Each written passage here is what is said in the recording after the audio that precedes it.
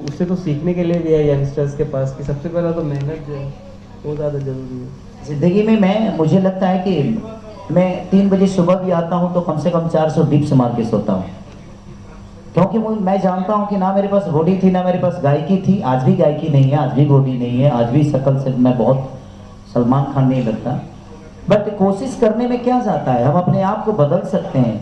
पहले मुझे लोग लौंडा समझते थे, आप लोगों के दिमाग में आजकल के जनरेशन में गे समझते हैं लोग, क्योंकि मैं साड़ी पहन के पहली बार मेरी जब एंट्री हुई थी इस दुनिया में, तो मैं साड़ी पहन के पहली बार एंटर किया था। एक गाना था मेरा चूसा था देवरा चूसा था, उस समय मेरी एज थी 16-17 साल की। तो लोगों के दिमाग में, इंडस्ट्री के दिमाग में यही था कि ये लड़का नॉर्मल नहीं है, ये मर्द है ही नहीं। तो अपनी परछाई को मैंने बदलने की कोशिश की, और आज मुझे लगता है कि भोजपुरी इंडस्ट्री में दुनिया ये भी कहती है कि इससे बड़ा मर्द कोई नहीं है, क्योंकि हमने अपने हर उस परछाई को बदला जहां लोग ये बोलते थे कि ये खेसारी लाल यादव मर्द नहीं है। क्योंकि मेरी पहचान हुई थी, साड़ी पहन के मैं एंटर किया था। तो कलाकार जो होता है ना, उसका कोई आकार नहीं होता है, जहां जिसन तहां तेसन ना करे तो मर्द कैसन। तो इंसान जब कला के क्षेत्र में होता है, तो आज एक पूरी दुनिया के नायक कहने, हिंदुस्तान के नायक कहने जाने वाले हमारे बच्चन साहब, उन्होंने भी साड़ी पहनी। तो कला क्षेत्र में ये मायने नहीं रखता कि किसने साड़ी पहनी और किसने घाघरा पहना, वो लोगों के मनोरंजन के लिए था, लेकिन लोगों ने उसको गलत साबित कर दिया कि आई एम रॉन्ग। बट कोई नहीं, आज भी मुझे साड़ी पहनना होता है तो मुझे डर थोड़ी लगता है। अब मुझे क्या बताना है लोगों को कि मैं क्या हूँ, सब तो जान ही चुके हैं क्या ये मर्द। तो इसलिए कभी भी अपने पहचान को बताने के लिए आपको आपका वर्क ही बता सकता है। आप दुनिया को क्लियर करने जाओगे ना तो फंसते चले जाओगे, क्योंकि ये दुनिया एक दलदल है और दुनिया ही आपको निकालती भी है। दुनिया एक रस्सी भी है और दुनिया एक दलदल भी है। तो आप फंसना चाहते हो कि निकालना चाहते हो? शांत रहोगे तो कोई ना कोई रस्सी फेंक ही देगा, और हिलो डोलोगे तो धंसते जाओगे। इसीलिए जिंदगी में कभी भी सलीनता के साथ काम करिए। आपदा आती है, मेरे जीवन में मुझे लगता है कि अगर मैं खुश 2 महीने होता हूँ ना, तो 6 महीने तो मैं कम से कम परेशान ही रहता हूँ। तो जो गाड़ी आगे चलती है ना, सबसे ज्यादा रिस्क उसी को होता है। जो सवारियों को लेकर चलता है उस ड्राइवर पे कितना रिस्क होता है, क्योंकि सारे सवारियों को मंजिल तक पहुंचाना है। और मैं एक कंपनी के लिए नहीं, करीब करीब मुझे लगता है कि 70 कंपनियों के लिए काम करता हूँ, और वो 70 कंपनी सारेगामा नहीं है। कुछ लोग ऐसे भी हैं कि अपना खेत बेच कर कंपनी खड़ा की, और मैं कोशिश यही करता हूं कि वो भी एक दिन सारेगामा के बगल में बैठेंगे। आप भी सारेगामा बन सकते हैं, सारेगामा आसमान से नहीं, लेकिन हाँ, आज सारेगामा अपने आप को सारेगामा समझता ही नहीं। आज भी जमीन पे रह के कलाकारों का सम्मान करके कलाकारों के लिए क्या कर दें।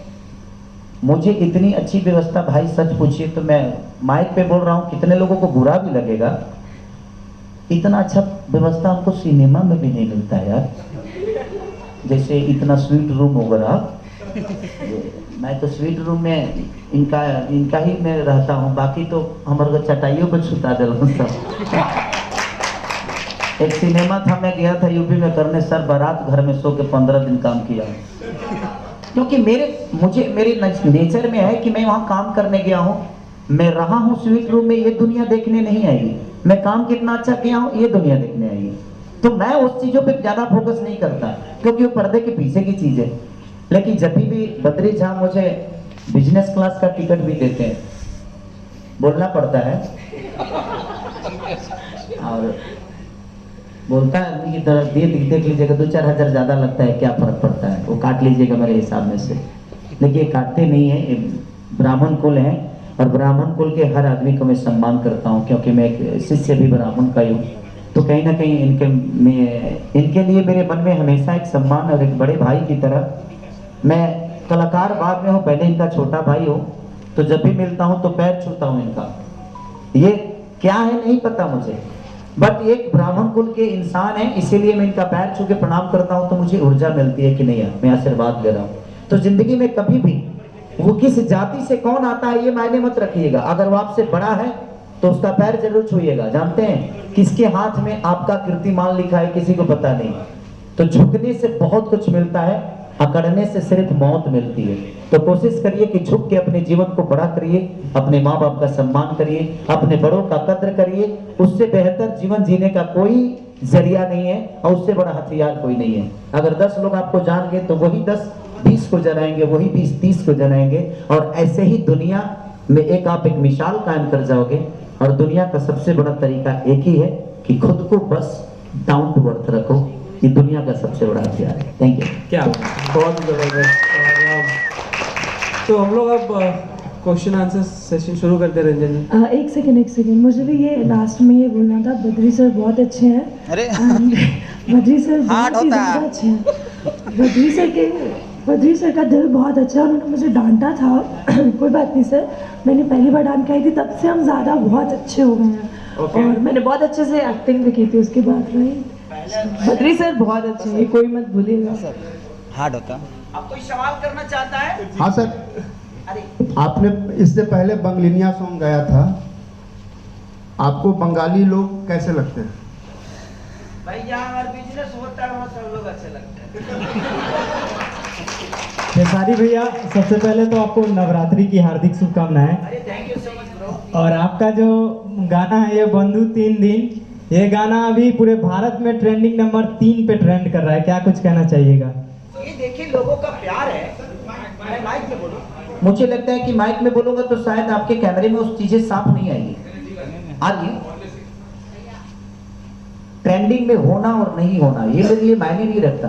मैं लोगों पे अपनी छवि और अपने संगीत का असर कितना छोड़ जाता हूँ ये मेरे लिए मायने रखता है। मैं व्यूवर के लिए काम नहीं करता कभी कि मेरा व्यूवर कितना आ गया, मेरे रील कितने बन गए, नहीं। मुझे लगता है कि मैं असर कितना कर गया। देखिए मेरे कहने का मतलब कोरोना काल में जान कितनी बची ये मायने रखता है, मरे कितने लोग ये मायने नहीं रखता है। हमें गिनती बचाने वाले की होनी चाहिए। तो हमारे संगीत से खुशी कितने लोगों को मिल रही है मैं उसके लिए हमेशा काम करता हूँ।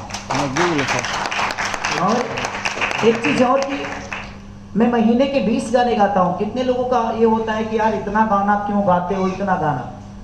मैं 20 घर चलाने के लिए गाता हूँ, मैं अपना घर चलाने के लिए नहीं गाता हूँ। क्योंकि वो 20 कंपनियां होती हैं और उन 20 के साथ कहीं ना कहीं उनका परिवार जुड़ा होता है, इसलिए मुझे गाना पड़ता है, बाकी कोई बात नहीं।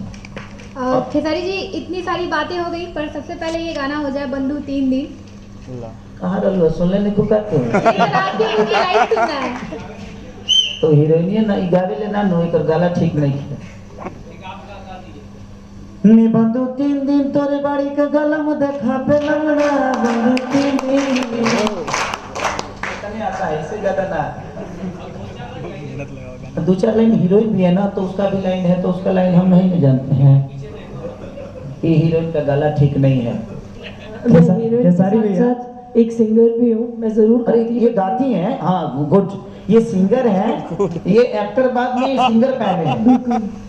बिल्कुल, बट गाइए थोड़ा सा। मैं थोड़ा गला खराब है इसलिए। तो मैंने गाना जरूर था, जब हम छाप दिए थे तो पेमेंट तक होंगी जरूर था।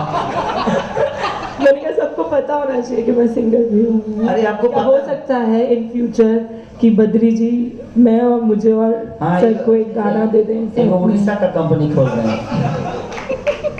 आपसे उड़िया गवाएंगे। मैं गा लूंगी, मैं सारी लैंग्वेजेस में काम करती हूँ। अरे बिल्कुल बिल्कुल, आप टैलेंटेड हैं, कूट कूट भरा है आपके अंदर। भैया प्रणाम। हाँ प्रणाम भैया। हेने बनिए अरे जे तरीके से गाना और बंद कही जाता, स्ट्राइक मारल जाता, ओकरा बाद हर बार कंट्रोवर्सी में आप ही के लावल जाला, हर बार आप ही के द्वारा आप ही के पास लोग आकर के थम जाते हैं, तो इसे उभरने के लिए आप क्या करते हैं? लोकल ट्रेन ना जरावल जाला, राजधानी जरावल जाला। जिंदगी में एक चीज हमेशा जान लीजिए, मुझे करना आता है। कौन मेरे गाने को ब्लॉक कर रहा है, कौन मुझे डैमेज करना चाहता है। मैं लिट्टी चोखा बेचकर लोगों के घर पे नौकर झूठा धोके मैं यहाँ तक आया हूँ।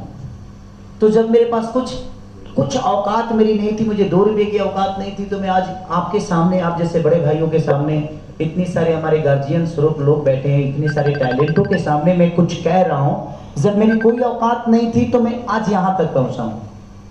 आज तो मेरी बहुत बड़ी औकात है, क्योंकि एक बहुत बड़ा साम्राज्य का मालिक हूँ मैं। और वो साम्राज्य क्या है? लोगों का प्यार, लोगों का आशीर्वाद। उस समय सिर्फ मेरे माँ बाप के आशीर्वाद हुआ करते थे, और मैं आज तो मुझे लगता है जो अरबों में मेरे माँ बाप हैं, अरबों में मेरे भाई हैं, अरबों में मेरी माँ है, अरबों में मेरी बहन है। तो इतने सारे परिवार के एक बेटे को इतना तकलीफ कोई कितना भी चाहे तो नहीं दे पाएगा, क्योंकि लोगों का प्यार है मेरे साथ। खेसारी भैया